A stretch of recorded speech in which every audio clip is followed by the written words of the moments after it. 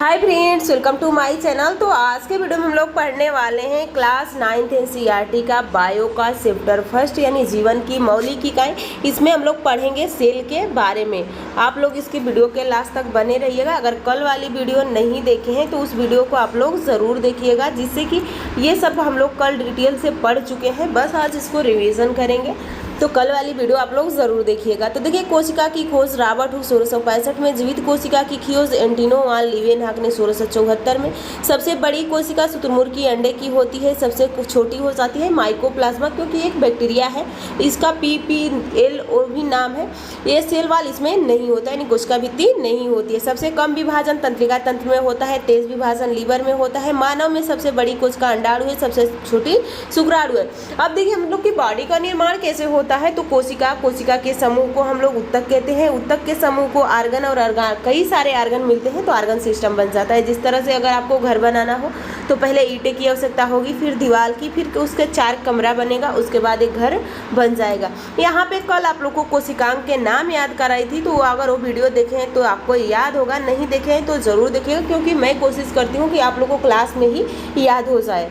तो देखिए, यहाँ पे ये एक कोशिका है आप लोग की, इसमें अनेक कोशिकांग हैं, जैसे न्यूक्लियस है, प्रोटोप्लाज्म है, राइबोसोम है, सेल वाल है, एंडोप्लाज्मिक रेटिकुलम है, सेल मेम्ब्रेन है, माइटोकॉन्ड्रिया है, प्लास्टिड है, लाइसोसोम है, सेल वाल है, कैमिलो गोल्जी बॉडी की खोज किए थे, तारक का है, सेंट्रोसोम। यहाँ पे ये अंडाणु का स्ट्रक्चर है, स्पर्म का है। आज के वीडियो में हम लोग पढ़ने जा रहे हैं, पहला है लाइसोसोम, क्योंकि लाइसोसोम से क्वेश्चन पूछे जाते हैं, तो आज हम लोग पढ़ेंगे लाइसोसोम के बारे में।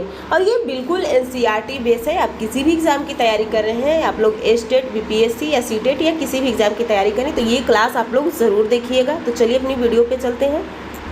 हम लोग का टॉपिक है लाइसोसोम। आज के आप ये तो हम लोग कल पढ़ चुके हैं, उसका ये रिवीजन किए हैं। देखिए, यहाँ पे माइटोकॉन्ड्रिया को जंतु में देखा था कोलिकर ने, अल्टमैन ने वनस्पति यानी पेड़ पौधों में, और बेंडा ने इसका नामकरण किया था। यहाँ पे आप देख सकते हैं, ये आप लोग के एक सेल का स्ट्रक्चर है, यानी ये आप लोग का लाइसोसोम एंडोप्लाज्मिक रेटिकुलम 2 प्रकार का होता है। एक स्मूथ होता है और एक रफ होता है। तो ये खुरदरी अंतःप्रद्रव्य जालिका है, ये हरित लवक है, थैलोक्वाइड है, केंद्रक है, गोल्जी उपकरण है, केंद्रक झिल्ली है, प्लाज्मा झिल्ली है, बाह्य कोशिका भित्ति है, कोशिका भित्ति माइटोकॉन्ड्रिया, राइबोसोम, कोशिका द्रव्य और चिकनी अंतःप्रद्रव्य जालिका और लाइसोसोम। तो आज हम लोग पढ़ने वाले हैं लाइसोसोम के बारे में। तो चलिए अपनी वीडियो को हम लोग स्टार्ट कर। देखिए, यहाँ पे हम लोग लाइसोसोम के बारे में पढ़ेंगे। यहाँ पे देखिए, इसमें कहा जाता है लाइसोसोम के बारे में कि लाइसोसोम कोशिका का अपशिष्ट निपटाने वाला तंत्र है। पहला क्वेश्चन बनता है, आत्महत्या की थैली किसे कहा जाता है? तो लाइसोसोम को कहा जाता है। लाइसोसोम का निर्माण किससे होता है? तो एंडोप्लाज्मिक रेटिकुलम से होता है। और जो देखिए, जैसे कि ये लाइसोसोम होता है, इस तरह से एक पैकेट होता है, इसमें हाइड्रोलाइटिक एंजाइम यानी हाइड्रोलाइटिक एंजाइम भरा होता है, जो कि इसका निर्माण एंडोप्लाज्मिक रेटिकुलम से होता है। लेकिन ये जो बाहर वाली परत है, इसका निर्माण गोल्जी बॉडी से होता है। तो यहाँ पे 2 क्वेश्चन पूछा जाता है कि जो आप लोग का एंडोप्लाज्मिक रेटिकुलम से द्रव यानी हाइड्रोलाइटिक एंजाइम का निर्माण होता है, और जो गोल्जी बॉडी है वो किसका निर्माण करता है? तो इसके बाहरी कवर का निर्माण गोल्जी बॉडी के द्वारा होता है। तो लाइसोसोम कोशिका का अपशिष्ट निपटाने वाला तंत्र है। ये लाइसोसोम बाहरी पदार्थ को, कोशिका अंगकों के टूटे फूटे भाग को पचित करके कोशिका को साफ करता है। कोशिका के अंदर आने वाले बाहरी पदार्थ, जिसे बैक्टीरिया अथवा भोजन तथा पुराने अंगक लाइसोसोम में चले जाते हैं, जो उन्हें छोटे छोटे टुकड़ों में तोड़ देता है।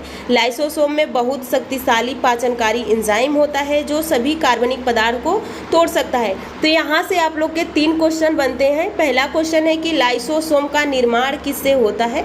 तो एंडोप्लाज्मिक रेटिकुलम से। ये जिसमें इसमें जो बाहर वाला ये कवर का, लाइसोसोम के बाहर का कवर का निर्माण होता है गोल्जी बॉडी से। उसके बाद पूछ लिया जाए कि जो इसमें द्रव है तो उसका निर्माण होता है एंडोप्लाज्मिक रेटिकुलम से। आत्महत्या की थैली किसे कहते हैं? लाइसोसोम को। केंद्रक सारी कोशिकाओं को कंट्रोल करके रखता है, लेकिन जब ये सारी कोशिकाएं अपना कार्य नहीं करते हैं, वो अनशन पे बैठ जाते हैं, हमारी मांगे पूरी करो, तो उस टाइम केंद्रक लाइसोसोम को याद करता है, बोलता है अंकल इन सबको नष्ट करो, क्योंकि ये कार्य नहीं कर रहे हैं। तो ये लाइसोसोम अपना ये दीवार को ही फाड़ देता है, और फाड़ने के बाद पूरा वहाँ पे पिघल जाता है। देखते होंगे कि कभी चोट लगता है तो वहाँ जैसे कि यहाँ पे चोट लग गया आपके स्किन पे, तो ये पूरा ब्लैक हो जाता है। और जब ये ब्लैक हो जाता है तो यहाँ के लाइसोसोम मर जाती हैं, लेकिन धीरे धीरे फिर बगल के जो साइड की कोशिकाएं हैं धीरे धीरे इस पर लाइसोसोम का छिड़काव करती है, और ये लाइसोसोम फिर धीरे धीरे वहाँ पे निर्माण हो जाता है, और फिर वहाँ पे ये जगह सही हो जाता है। आगे देखिए इसमें अगला आगे इसमें कहा गया है कि सूक्ष्म होते हैं कोशिकीय चयापचय यानी मेटाबॉलिज्म व्यवधान के कारण जब कोशिका क्षतिग्रस्त या मृत्यु हो जाती है तो लाइसोसोम फट जाता है और एंजाइम अपने ही कोशिकाओं को पाचित कर देता है। इसलिए लाइसोसोम को कोशिका की आत्महत्या की थैली कहा जाता है, यानी आत्महत्या की थैली लाइसोसोम को कहा जाता है भी कहते हैं। संरचनात्मक दृष्टि से लाइसोसोम में झिल्ली से घिरी हुई संरचना होती है जिनमें पाचक एंजाइम होते हैं। एंडोप्लाज्मिक रेटिकुलम इन एंजाइम को बनाती है। तो अभी आपको बताया है कि जो इसमें का एंजाइम होता है, यहाँ पे देखिए एंडोप्लाज्मिक दो प्रकार का होता है, एक रफ एंडोप्लाज्मिक होता है और एक यानी यहाँ पे जो एंडोप्लाज्मिक होता है आप देख सकते हैं कि यहाँ पे जो आप लोग का एंडोप्लाज्मिक रेटिकुलम होता है ये दो प्रकार का होता है, एक RER होता है और एक आप लोग का होता है जैसे ribosome endoplasmic reticulum, smooth endoplasmic reticulum, यानी ये हो जाएगा rough endoplasmic reticulum, smooth endoplasmic reticulum. ये जो होता है प्रोटीन का बनाता है और ये वसा और लिपिड्स का निर्माण करता है। तो पूछा जाए कि एंडोप्लाज्मिक रेटिकुलम में भी किस भाग से एंडोप्लाज्म यानी लाइसोसोम का निर्माण होता है, तो वो हो जाएगा आप लोग का RER यानी रफ एंडोप्लाज्मिक रेटिकुलम।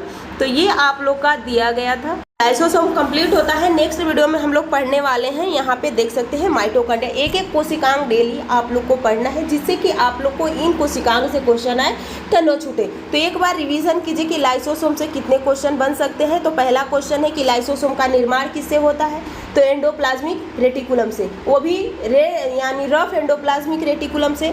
यानी एंडोप्लाज्मिक रेटिकुलम भी दो प्रकार का होता है, तो एंडोप्लाज्मिक रेटिकुलम के पहले भाग से, एंडोप्लाज्मिक रेटिकुलम के ये रफ वाले भाग से RER से होता है।